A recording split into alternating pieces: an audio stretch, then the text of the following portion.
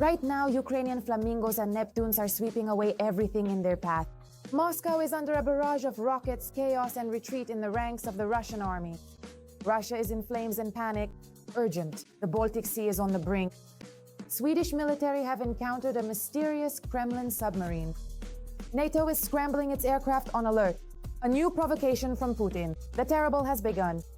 A sensation at the front, the Ukrainian armed forces are tearing Russia apart in Donbass. Russians are fleeing, abandoning equipment and positions. The footage has already blown up the internet. Every minute decides the fate of the war. Shock. Germany is urgently sending superweapons to Ukraine. Merz has burned all bridges with the Kremlin. Europe is preparing a devastating blow against Russia. Putin screamed when he heard about it. The end for Kadyrov. The Kremlin has turned on the Chechen warlord. The political end of the master of Chechnya. Moscow has disowned him. The Republic is in confusion. At this very moment, there is triumph in the Ukrainian armed forces. Ukraine is preparing a decisive strike. Mega weapons are already heading to the front. This could turn the tide of the war. All this and more in our next segment, Hotspot. Urgent. Russia has been hit by a blackout, a strike to the very heart of the Russian Federation. Hellish revenge from the Ukrainian armed forces. Flamingo and Neptune have launched. Ukrainian missiles are sweeping away everything in their path. Moscow is in panic. Russian defenses are torn apart in panic. It's torn to shreds. There's chaos there. This is a new deadly phase of the war.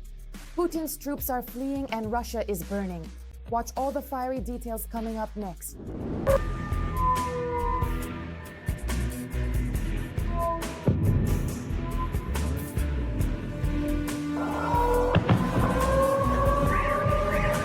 The consequences of the war, unleashed by Russia, are starting to return to its own territory with Ukrainian drones and long-range missiles. The General Staff does not deny that after Belgorod, Muscovites themselves may soon experience what a blackout is like. The traffic light isn't working. This is Udanova. On the right, there are buildings 10, 12, and 14. Darkness. On the left is Udanova, darkness. The comprehensive list of Putin's Yestinin at the busy intersection, the crucial traffic light isn't currently working. Meanwhile, two more Russian regions, Tyumen and Sverdlovsk oblasts, have introduced restrictions on gasoline sales, no more than 30 liters per person. Previously, this new rule affected the Khabarovsk Krai, Chelyabinsk Oblast, and the occupied Crimea. All these lines and empty gas stations are due to daily attacks on oil refineries. Commander-in-Chief Syrsky stated that in September, under the Deep Strike program, they reported 70 strikes on Russian territory. We are destroying the production of fuel and lubricants, explosives, and other components of the Russian military-industrial complex in the aggressor country. Among other things, oil production in Russia has decreased by 21%. The intensification and expansion of Ukraine's so-called long-range sanctions against Russian territory became one of the main topics at the president's meeting with the security bloc. Ukrainian long-range weaponry is becoming significantly. We are constantly working on this and have already provided a wide range of opportunities for production, necessary funding, and all the required support. It is necessary to scale up their use in a truly tangible way. We have clear plans regarding this for the coming months. Everything must be implemented. Ukrainian precision is already visible, but there should be more. It is absolutely fair that Ukraine delivers retaliatory, targeted strikes, unlike Russia. We know what we want to achieve, of course, peace. At the moment, the carriers of sanctions deep into Russian territory are the Flamingo and Neptune missiles. The company Firepoint announced the launch of production of the first missiles at the end of the summer. At that time, a video of the Flamingo launch appeared online. Analysts suggested, however, that they were sent as a greeting to the territory of occupied Crimea. The publication Welt reported that it was these missiles that destroyed the FSB base on the peninsula. 3 missiles left craters 15 meters in diameter.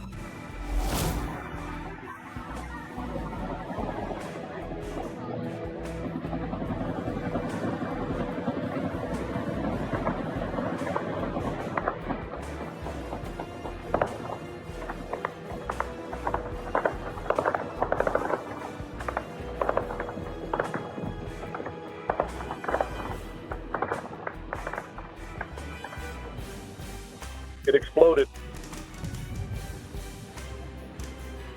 At that time, German journalists also reported that 50 missiles roll off the assembly line each month, with plans to increase that to 200 per month. And now the Russians have supposedly displayed the wreckage of a downed Flamingo missile. According to their information, it was hit on Russian territory by a Buk system at an altitude of 100 meters and a speed of 600 kilometers per hour. Judging by the serial number, the occupiers assume this is the 106th munition produced in September. There is no reliable confirmation that the Flamingo destroyed the FSB base. Military analysts believe that the successful strikes, and not only those, could have been carried out by Neptune itself. Today, 3 of its modifications have already been tested and put into serial production in the Ukrainian defense industry. A 4th is in preparation. Testing is currently underway. This is the long-range Neptune, which can reach 1,000 kilometers. It is currently undergoing testing. It has already achieved, let's say, positive hits, and it will continue to undergo in parallel the process of being put into serial production. I believe this Neptune series makes the country more capable and reveals our combat potential. Because not every country in the world has cruise missiles, and especially cruise missiles that in the future will be both sea and land-based, and let's say with different ranges. For obvious reasons, Ukrainian weapons makers do not share much information about strikes on the aggressor. Thank you. But President Zelensky admitted to the press that the defense forces even combine them. And this, analysts acknowledge, is a successful practice that Ukrainians can adopt from their enemy. This missile is likely to be more widely produced, but at the same time, it is cheaper compared to the high-tech Neptune missile. And here there are a whole range of combinations. For example, the Neptune missile, being less detectable and more accurate, can be used for clearing a corridor or even the other way around. For instance, a number of Flamingo missiles, which will be highly visible but very cheap, can be used as decoy missiles to draw the attention of air defense forces. The enemy at the moment when the less visible but more accurate Neptune missile passes through and delivers a targeted strike. The Ukrainian defense industry is now nothing like it was at the start of the full-scale Russian aggression. The country's military and political leadership has finally realized that only local arms manufacturers can guarantee stable weapons supplies to the front, provided there is adequate funding. But with each passing day, as the sky is increasingly terrorized by unknown drones, Europeans and Scandinavians are showing more interest not only in Ukraine's experience, but also in cooperating with Ukraine in the production of weapons suited to the realities of modern warfare.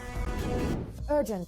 The world is on the brink of explosion. A Russian submarine has been detected in the Baltic Sea. NATO is in a panic and aircraft have been scrambled on alert. Swedish military forces encountered a mysterious Kremlin submarine in international waters. What is Putin up to? This new provocation could be the beginning of World War III. Watch all the shocking details right now. The Swedish Navy detected a Russian submarine in the Baltic Sea.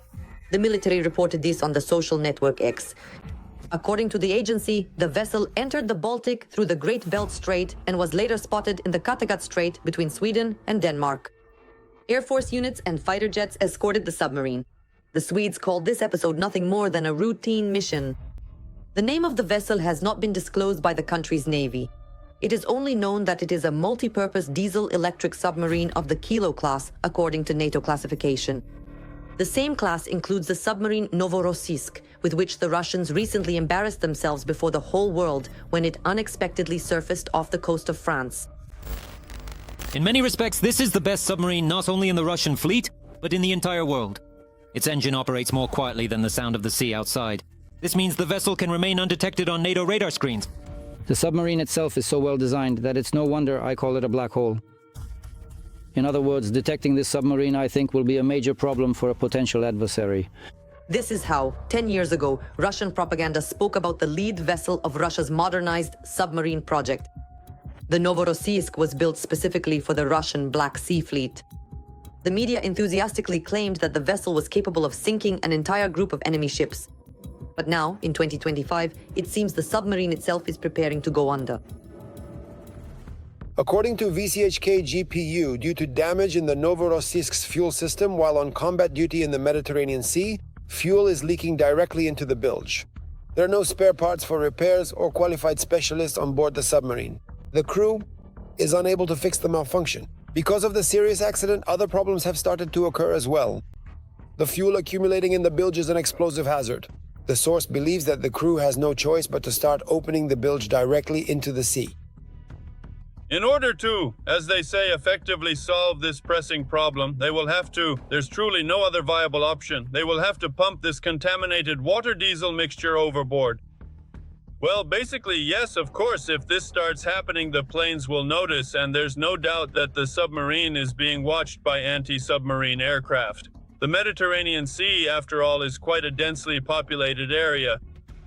With military ships from different countries around, it will be easy to spot by the large rainbow-colored slick.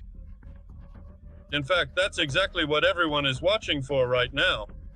But it should be noted that a submarine about 70 meters long is not that big, not that large in terms of volume. Although, of course, any environmental pollution is absolutely unwelcome. Now, hundreds of international experts are monitoring to ensure that the Russians do not provoke an environmental disaster.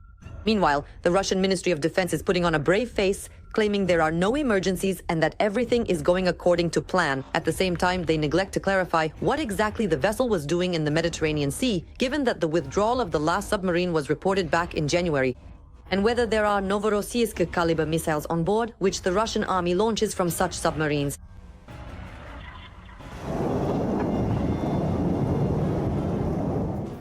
And most importantly, something the command doesn't mention at all. Is there any danger to the lives of the crew themselves? Diesel fumes are explosive, especially considering that the submarine is literally packed with various electrical devices. And at any moment, a spark could cause a fire and the destruction of the submarine and its crew. For me, the most important question today is, what is the Russian Federation planning to save? Is it planning to save the hardware, or is it planning to save the people? In my opinion, in the event of such an accident, most of the crew should have been taken off the ship, off the submarine, leaving only those sailors who could fight for the vessel's survivability. Fighting for survivability primarily means that all internal compartments and sections of the submarine must be completely and securely sealed. This meticulous sealing process is absolutely essential to ensure that there is absolutely no fuel leakage whatsoever, preventing any hazardous spills or contamination from spreading throughout the entire vessel.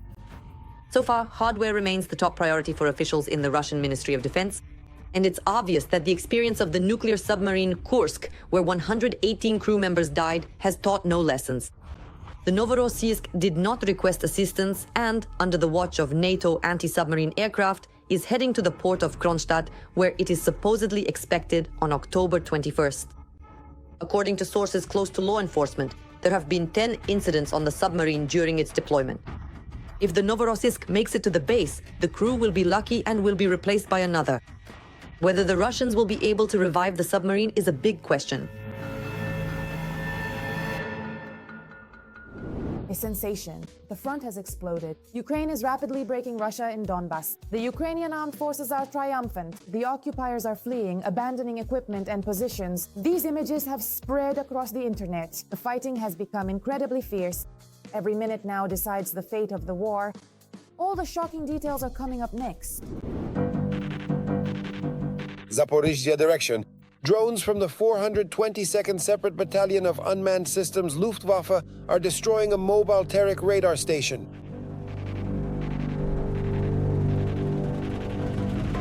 This is not an isolated incident. In this direction, Ukrainian drones are destroying a huge amount of the aggressor's equipment.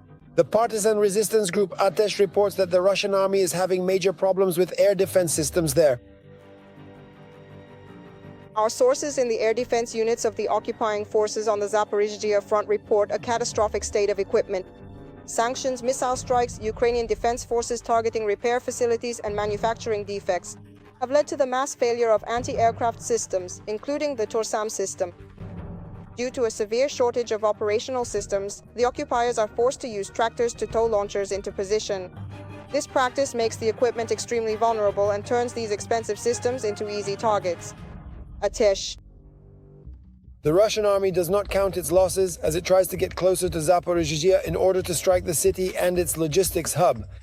And the city, with a population of over 500,000 people, is only a few dozen kilometers away.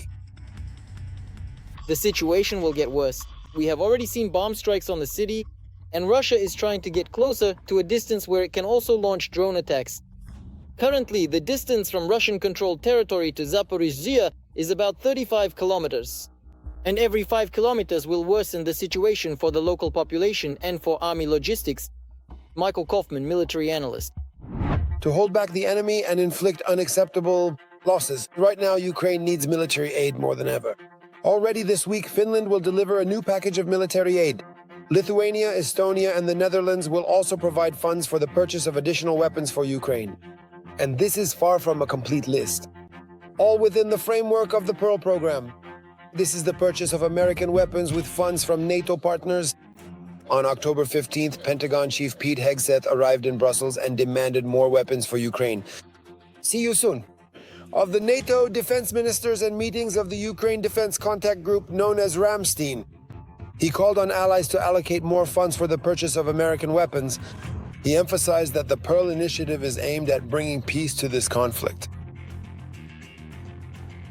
You achieve peace when you are strong, not when you use strong words or wag your finger in threat.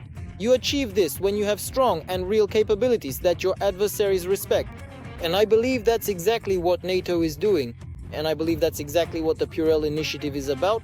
That's why we expect today that more countries will contribute even more. That they will acquire even more to provide Ukraine with what it needs for a peaceful resolution of this conflict. Pete Hegseth, head of the Pentagon.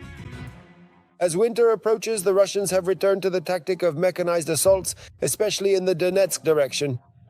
This video shows drone operators from the 93rd Mechanized Brigade destroying the occupiers' armored vehicles. But due to worsening weather conditions in the Donetsk region, the use of strike drones is becoming more difficult. The Russians are trying to take advantage of this.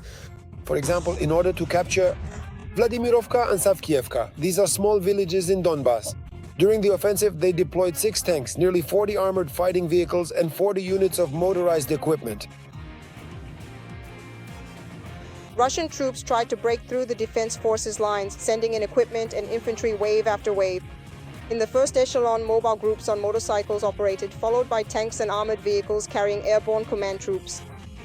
According to the Ukrainian analytical portal Deep State, the Russian army's offensive in Ukraine has slowed down by almost half since September. One of the most important factors behind the failure of the Russian army's offensive actions is the supply of weapons from our Western partners. That is why the initiative within the framework of the NATO countries' program for purchasing American weapons, Pearl, is very important for Ukraine right now. Every voice matters. Join our community, support independent journalism, and help us bring you the truth from Ukraine. Become a member of Ukraine today. Join us now. Shock. Germany has declared war on Putin.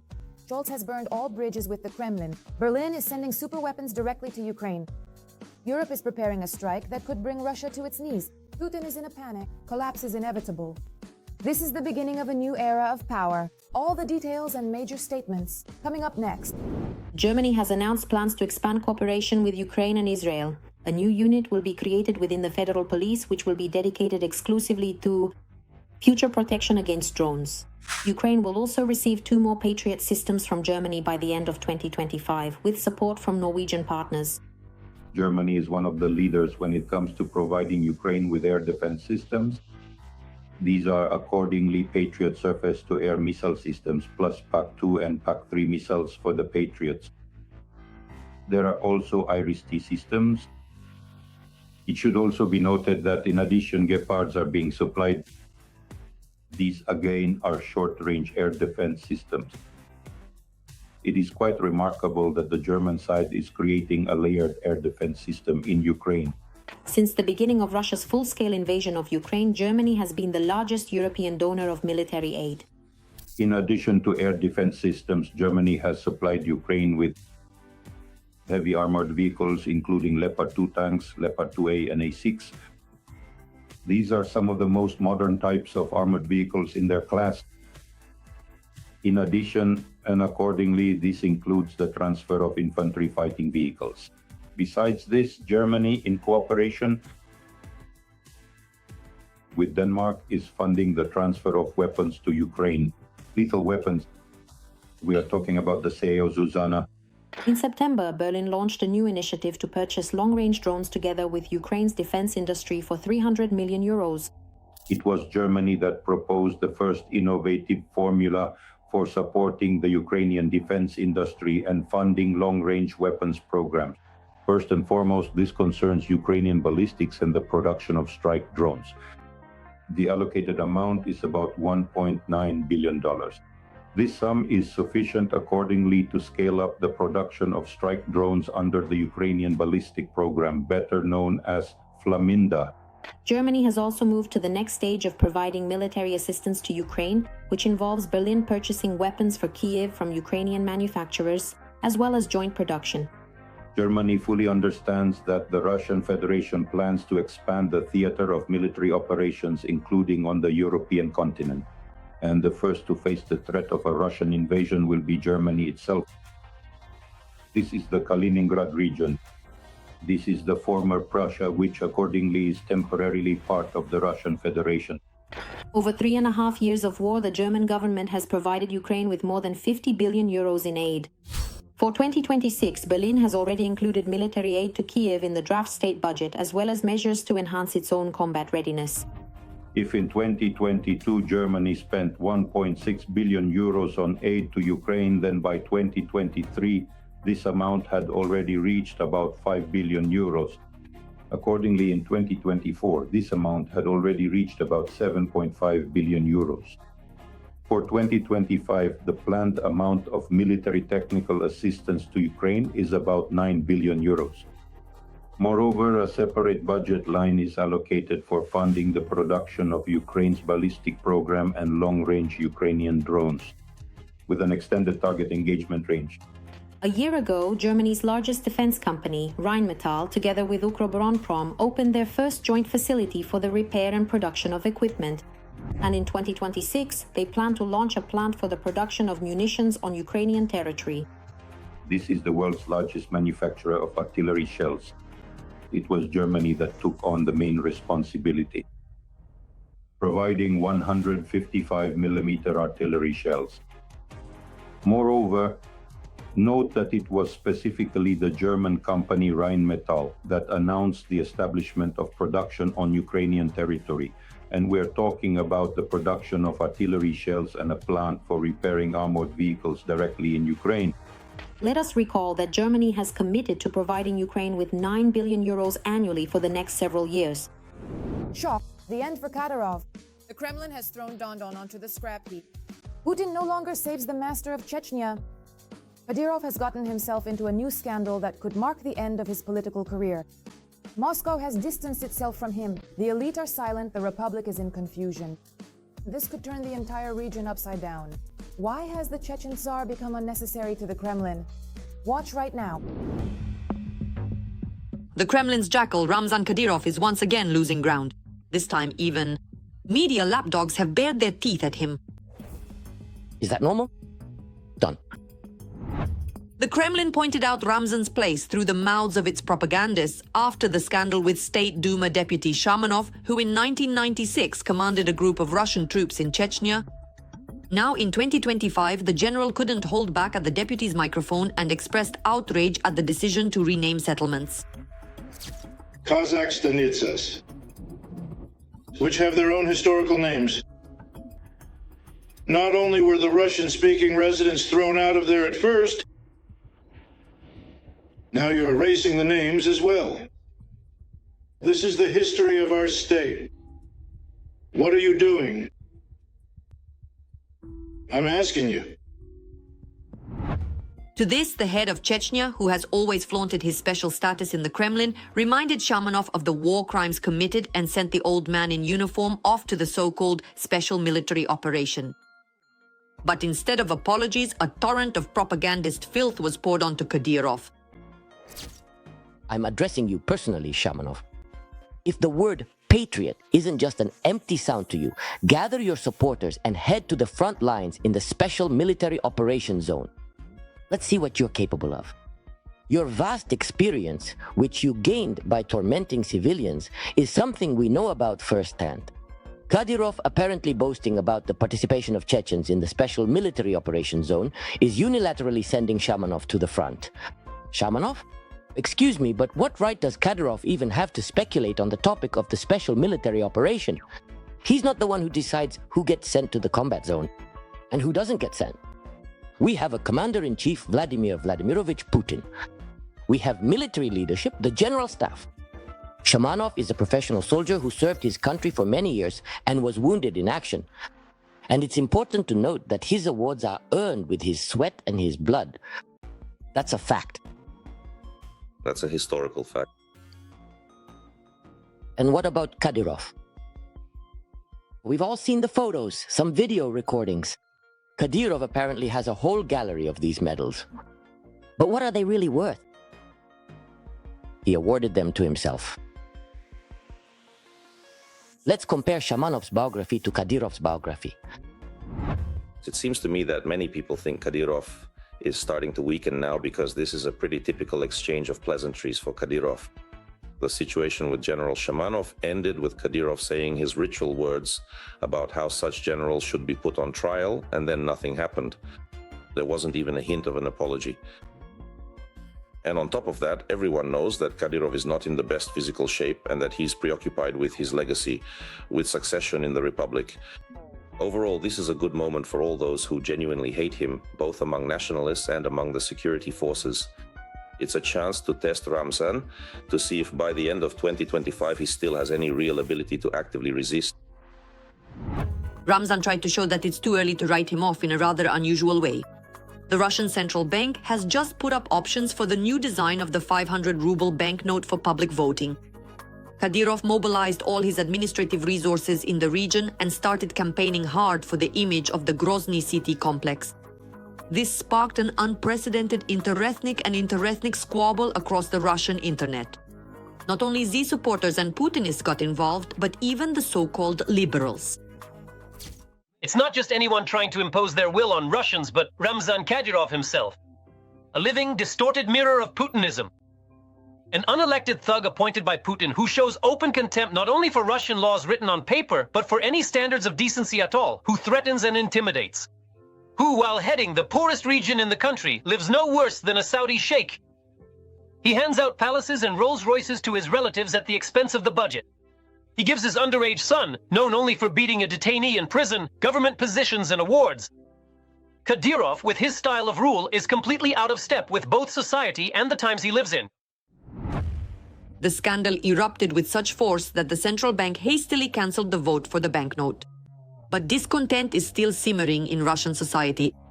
If before people were even afraid to look in the direction of the clan, now they openly curse them at every turn. Even the Kadyrovites themselves are dissatisfied. For the first time in the past 30 years, the Kremlin did not support them. In the vast Russian hinterland, a powerful nationalist movement is steadily growing and gaining momentum. A Russian community that absolutely rejects anything except what is Russian. That is why, in the current reality that exists in the Russian Federation today, Ramzan Kadyrov, as an official with special status, with Chechnya, where everything is done in a completely unique way, simply does not fit in. And furthermore, if we talk about Ramzan Kadyrov, as an official, his time is over, so to speak. I see that the goals and objectives set by the Kremlin for the Federal Center regarding the Chechen Republic have all been completed. That is, all goals and objectives have been achieved. It's no secret that the conquest of the North Caucasus as a whole depends entirely on the conquest of Chechnya. Chechnya is now subdued. Moreover, within the territory of the Chechen Republic, that is within its borders, a 150,000 strong group of Russian troops is stationed. These are not just mere conscripts, these are highly trained military personnel who have been specifically and strategically tasked with fully controlling this entire region, ensuring complete dominance. Everything that Russia needed to do before the start of the large-scale war in Ukraine was done with the involvement of Ramzan Kadyrov. As we remember, all the high-profile crimes and contract killings were committed either with the direct involvement of Ramzan Kadyrov or with the participation of people associated with him. This includes Boris Nemtsov, Anna Politkovskaya, and others. Journalists who were killed both within the territory of the Russian Federation and abroad. In other words, the entire set of tasks assigned to Ramzan Kadyrov in this case has been completed. Everything is finished. That is, the project is complete, the contract is over, and now the question is what to do next with Ramzan Kadyrov. It's amusing that now that very machine, made up of propaganda and special services, which for years created the image of Ramzan Kadyrov, is now devouring him. It is quite possible that the little Tsar, visibly wasting away and living in the illusion of his now lost influence, will end up facing trial. All those feats that were attributed to Dondon on Russian television screens could in an instant be turned into crimes against Russians. Something incredible is urgently unfolding. Ukraine is preparing a decisive strike against Russia. This will change everything. It's been revealed that Kyiv is secretly building its own mega weapon, long-range missiles and deadly drones of Ukrainian production. All of this is rushing to the front lines. Could this turn the tide of the war? Watch. As for the Donetsk region, a fierce defensive operation by Ukraine's defense forces continues in the Pokrovsk direction. The Russian army is suffering colossal losses trying to break into the city. The approaches to Pokrovsk are becoming yet another massive graveyard for the Russian army. Thousands of occupiers are being eliminated on the outskirts of the city and in nearby settlements, according to the General Staff of the Armed Forces of Ukraine. Inside the city itself, the fight against enemy sabotage groups continues as they persist in their attempts to gain a foothold. There, the defense forces are conducting stabilization and counter-sabotage operations, as well as active defense. Thus, since August 21, 2025, Ukrainian defenders have neutralized about 14,000 Russian occupiers. Of these, 8,402 were killed, 5,419 wounded, and 124 captured. Additionally, 182.8 square kilometers of territory have been liberated. Another 230.1 square kilometers have been cleared of sabotage groups. Enemy equipment losses amounted to 1,289 units, including 32 tanks, 101 armored vehicles, 154 artillery systems, 5 multiple rocket launchers, 435 vehicles, 562 motorcycles, as well as more than 4,000 drones. As for how well balanced the Ukrainian army is in terms of being able to inflict damage on advancing Russian units while also conducting an orderly retreat, I believe the balance here has been maintained. A slow withdrawal as much as possible and inflicting maximum losses on the Russian army. The calculation is that sooner or later the Russian army will not be able to sustain regular offensive operations due to the high number of losses and will be forced to stop at certain lines. The Russian Federation has been tightening the noose around Pokrovsk already, for 13 months in a row. The only area where Ukraine is trying to push back and encircle something is Dobropilya, that salient from a month ago which the Russian Federation managed to bite through. But even there, things are not going so well because the Russian army keeps sending more troops there in order to hold this salient, to maintain this foothold, and to try once again, but this time with much greater forces, to break through into this segment of the front and to tear the Ukrainian front apart. Meanwhile, Trump, commenting on the war, once again addressed the Russian dictator Putin, urging him to stop killing Ukrainians. According to him, Russia has already lost about 1.5 million people in the war, and these are mostly military personnel. Stop killing Ukrainians, stop killing Russians. I think it would be very important right now to finally, so to speak, synchronize our watches with the Americans.